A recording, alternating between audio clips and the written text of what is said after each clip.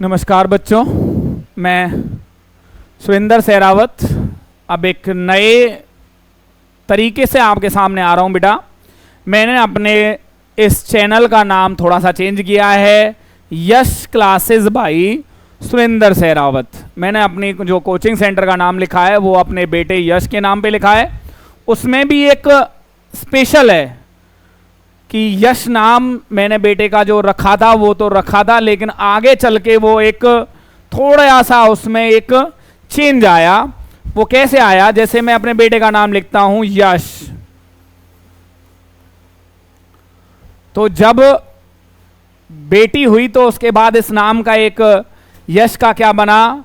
Y for Yash, A for Anshika, मेरी बेटी का नाम, सुरेंद्र मेरा नाम, और हीरा मेरी वाइफ का नाम। तो इस तरीके से मेरे बेटे के नाम में मेरी पूरी फैमिली का नाम आ जाता है। इसलिए मैंने अपनी जो ऑनलाइन क्लासेस होंगी या मेरे चैनल का जो नाम होगा वो होगा यश क्लासेस बाई सुरेंद्र सहरावत।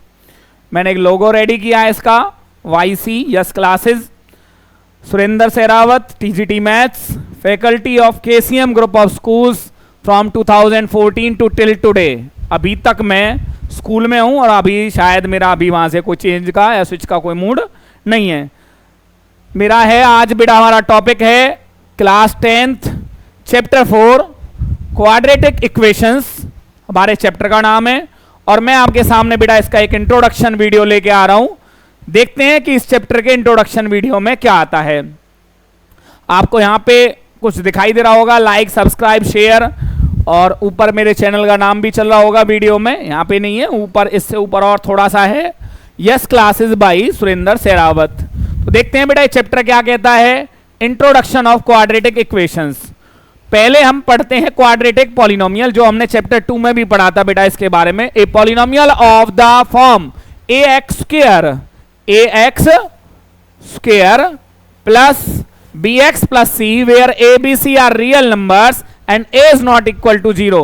अगर बेटा a 0 हो जाएगा तो x स्क्वायर भी 0 हो जाएगा, क्योंकि इसके मल्टीप्लाई में, तो ये क्वाड्रेटिक नहीं बचेगा, ये लीनियर की फॉर्म में आ जाएगा।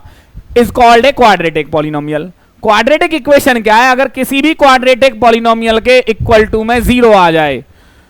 When we equate a quadratic polynomial to a constant, we get a quadratic equation। constant में कुछ भी हो सकता है, 0 भी हो सकता है, कोई भी वैल्यू हो सकती है, अदर देन जो भी x स्क्वायर के कोफिशिएंट वाली टर्म है उसको छोड़ के अगर कोई भी टर्म आ जाए, अगर x स्क्वायर और इधर भी x स्क्वायर, तो वो कैंसिल आउट हो जाएगा बेटा, क्वाड्रेटिक नहीं बचेगा। ये हम 4.1 एक्सरसाइज में पढ़ेंगे।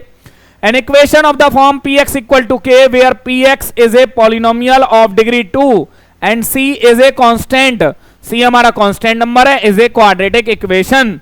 The standard of quadratic equation, standard form of quadratic equation क्या होती है बेटा? ax square plus bx plus c equal to 0, जो कि हमारा 4.1 का क्वेश्चन आने वाला है। Where abc are real numbers, a is the coefficient of x square, it is called the quadratic coefficient, b is coefficient of x, it is called the linear coefficient. Linear का मतलब जिसकी power 1 हो उस variable का coefficient होता है b। And c is called the constant term, c is called the constant term. Then क्या आता है बेटा हमारे पास? Solving quadratic equation by factorisation. मैंने अभी आपको फैक्टराइजेशन सेकंड चैप्टर में 2.2 एक्सरसाइज में कराया था। सेम बेटा वही प्रोसीजर है यहाँ पे। The value of x for which the quadratic equation is satisfied are called the roots of the quadratic equation. If alpha is a root of the quadratic equation ax square plus bx plus c, then a alpha square plus b alpha plus c equal to 0। तो alpha को मैं, x को मैं alpha से replace कर दूंगा तो मेरे पास इक्वल टू में 0 आता है, तो alpha is called the roots of the quadratic equation. Graph of quadratic equation in the above figure -2 and 2। बेटा यहां पे जो ये ग्राफ है ये x एक्सिस को -2 और 2 पे इंटरसेक्ट कर रहा है। इट मींस ये पैराबोला है, तो क्वाड्रेटिक पॉलिनोमियल को रिप्रेजेंट कर रहा है, क्वाड्रेटिक इक्वेशन को रिप्रेजेंट कर रहा है, क्योंकि पैराबोला हमारा जो सॉल्यूशन है वो एक क्वाड्रेटिक इक्वेशन का सॉल्यूशन होता है। तो ये एक्स एक्सिस को जहां कट कर रहा है वो ही इस इक्वेशन की जीरोस है बेटा, ये मैं आपको बता चुका हूं। If the graph of the quadratic equation touches the x axis then it has real and equal roots. If the graph of the quadratic polynomial does not cut the or touch the x-axis, then it does not have real roots। ये हम बेटा मैंने आपको 2.2 exercise कराई थी और उसका chapter 2 का इंट्रोडक्शन वीडियो है, वहां पे मैं ये सब चीजें एक्सप्लेन करके आपको बैठा हूं। Solving a quadratic equation by factorisation method, मैं आपको फैक्टराइजेशन मेथड बेटा बहुत अच्छी तरीके से समझा चुका हूं। ये वो ही है बिल्कुल, जैसे 2x square minus 2x minus 3x plus 3, यहां पे क्या था मेरे पास 2x square minus 5x plus 3 के मुझे फैक्टराइजेशन करने थे, तो मिड टर्म में क्या था 5 और कोफिशिएंट ऑफ x स्क्वायर क्या था बेटा 2 और कांस्टेंट क्या था 3, 2 3 6 होता है, 6 के फैक्टर होते हैं बेटा क्या 3 2 माइनस 3 और माइनस 2 मिलके बनता है माइनस 5, तो मैंने 5x के प्लेस पे क्या लिखा बेटा माइनस 2x और माइनस 6। इनमें से जब मैंने कॉमन निकाला तो मेरे पास जो फैक्टराइजेशन आया वो क्या आया था x माइनस 1 और 2x माइनस 3। ये हम अभी 4.2 एक्सरसाइज में पूरा का पूरा यहां पे समझने वाले हैं बेटा। Solving quadratic equation using quadratic formula, the most important part of this chapter. मैं आपको एक्सप्लेन में इसका प्रूफ भी समझाऊंगा कि क्वाड्रेटिक फॉर्मूला कहां से बना, यहां पे आपको रिटर्न में दे रखा है, आप इसको समझने की कोशिश करना। मैं इसी क्वाड्रेटिक फॉर्मूला यहां पे तो आपको मैं प्रूफ ऑफ क्वाड्रेटिक फॉर्मूला भी आपके सामने लेके आऊंगा। तो ये बेटा जो था मैं अभी इसको विद क्वेश्चंस में आपको इसको कराने वाला हूं। डिस्क्रिमिनेंट, यहां पे एक वर्ड आया है डिस्क्रिमिनेंट, क्या कहता है for a quadratic equation of the form ax square plus bx plus c equal to 0 the expression b square minus 4ac।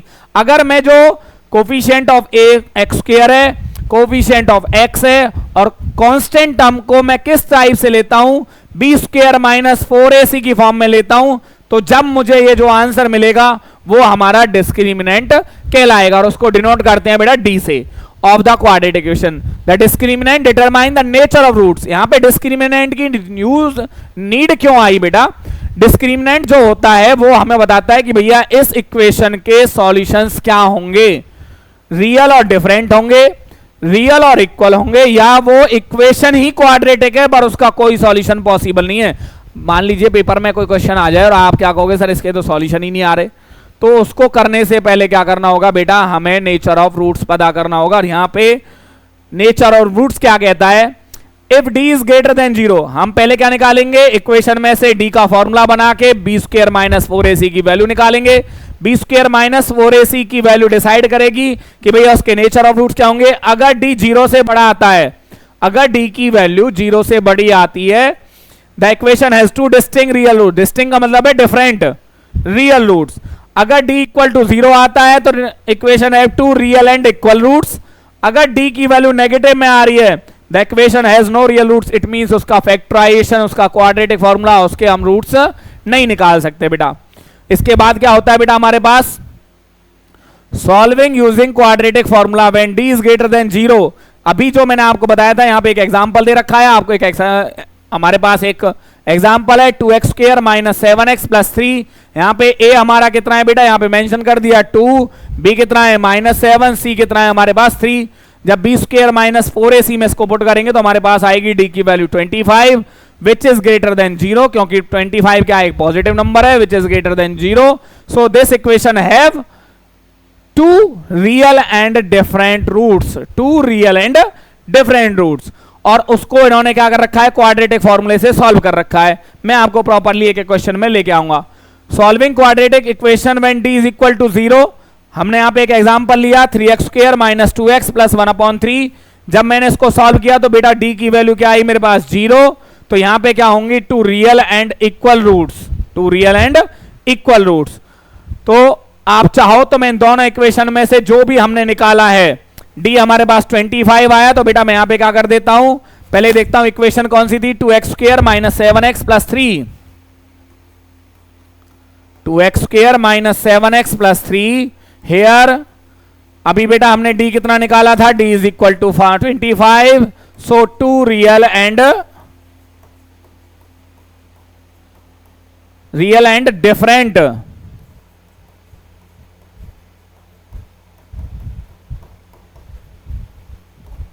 Roots are possible. अब देयरफॉर बाय क्वाड्रेटिक फॉर्मूला,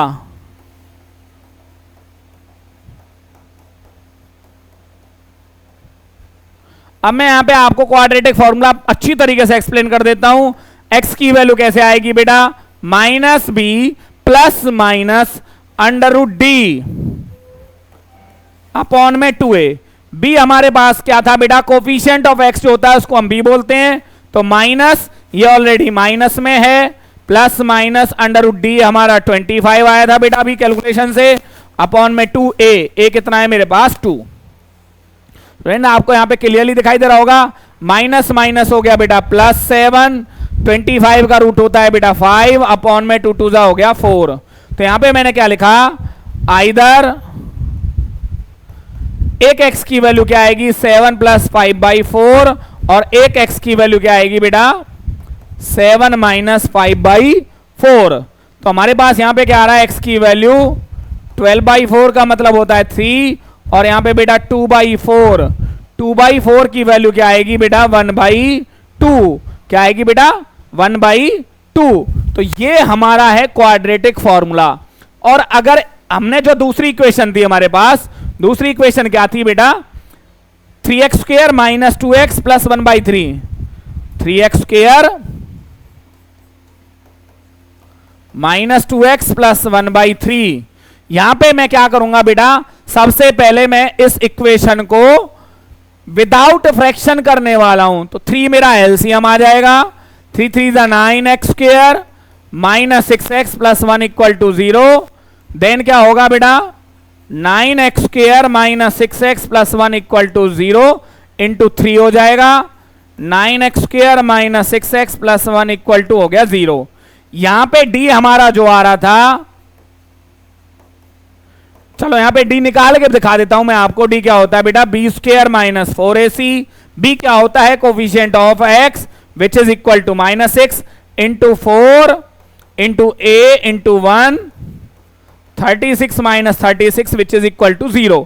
तो बेटा d 0 आ गया, तो हमारे पास क्या आएंगे, here d is equal to 0, so two real and equal, real and equal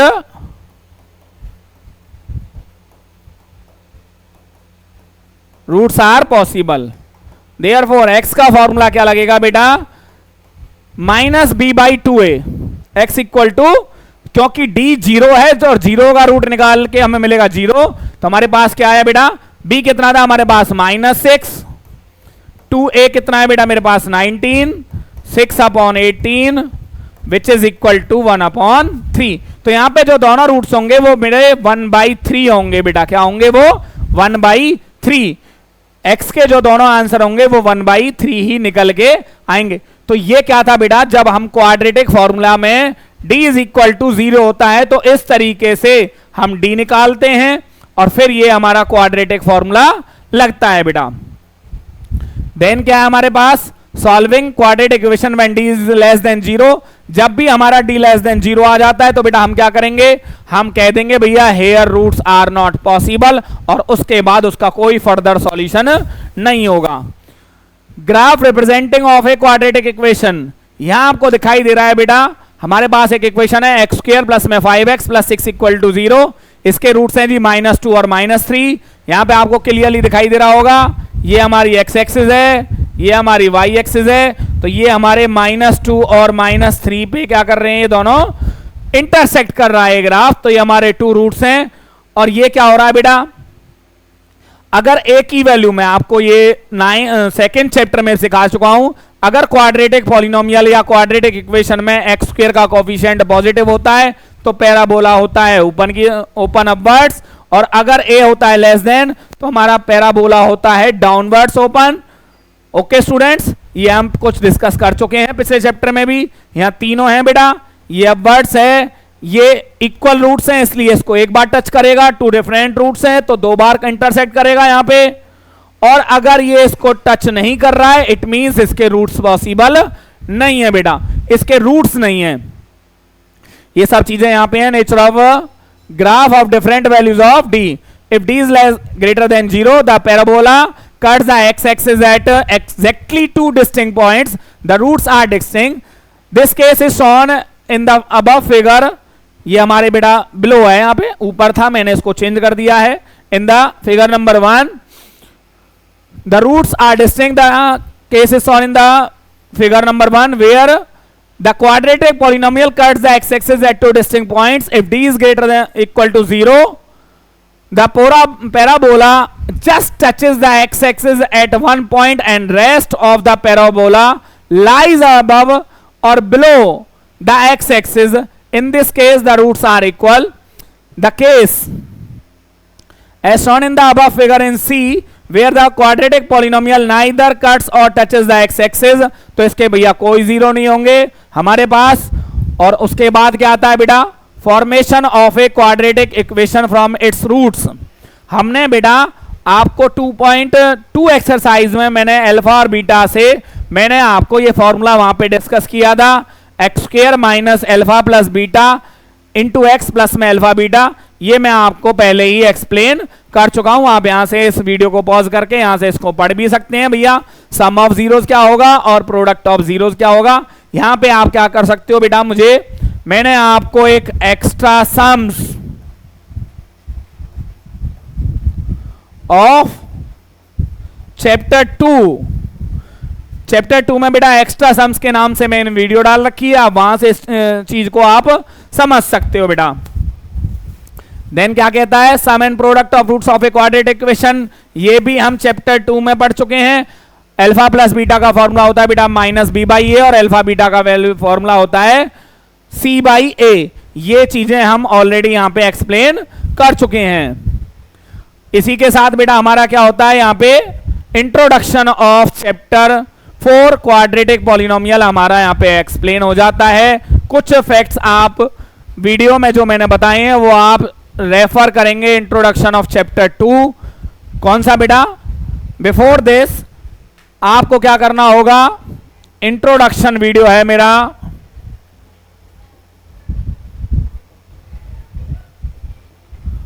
of chapter 2, आप इसको भी देखेंगे तो आपकी जो इसमें क्वाड्रेटिक इक्वेशन वाला जो चैप्टर है इसका इंट्रोडक्शन आपको वहां से बहुत अच्छी तरीके से समझ में आ जाएगा। वहां पे भी मैं इसका इंट्रोडक्शन आपको दे चुका हूं। ओके स्टूडेंट्स, चलते हैं बेटा एक्सरसाइज 4.1 की तरफ।